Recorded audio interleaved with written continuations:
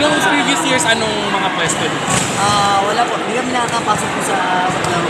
Sa enter lang po kami. So first time namin sa Davao. Second time po namin yan.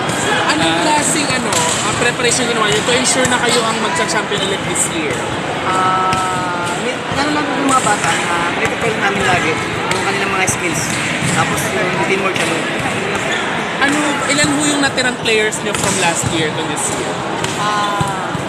Tatlo lang po. Then sa isang selection namin may isa po. So ito po sa team namin ngayon, apat po yung Veterana, oo.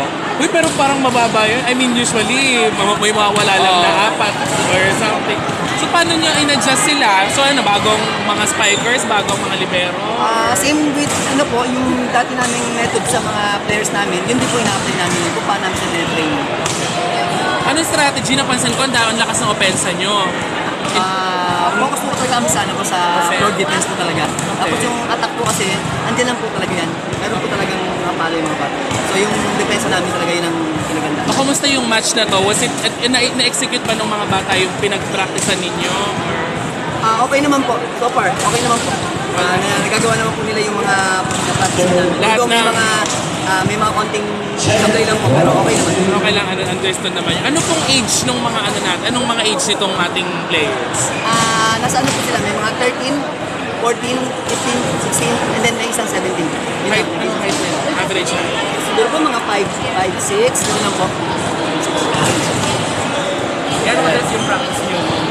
Ano ka sa Manila po? Nag-everyday po kami. After school, gano'n. After school. Ilang araw sa isang linggo? 6 days po. 6 days talaga. Ang mapala araw-araw ka, di ba? Walang day off. Sunday lang po. Sunday Ano lang. yung adjustment na ginawa niyo for this compared sa Davao?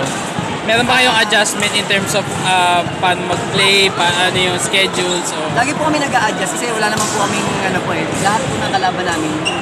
In-expect namin lahat nila malakas. Kasi siyempre, palaro po ito. Ano pala yung parang rival. Yan.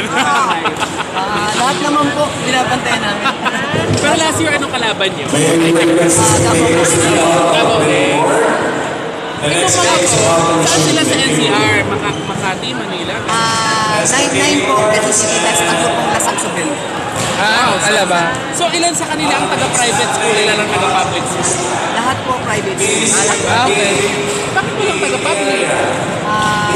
Wala po talagang private po. Wala kayong qualifying for public? Meron naman po kasi ng private. Walang magaling? Meron yan for sure. Charot. Ano pa ba? Ano pang meron? Anong advantage nyo? Itong team ninyo? Anong advantage yung team ninyo for the Siguro yung mga bata po, hinug po kasi sa liga lagi yan. Marami kaming liga po kasi. Okay. So, Nasa na po sila sa experience. Kasi ko rin may ritual din kayo para may lumuluhod-luhod, wag gano'n-gano'n. Kaya talagang kasama talaga sa ano niya. Sama po sa practice po. Sa pangalan pala.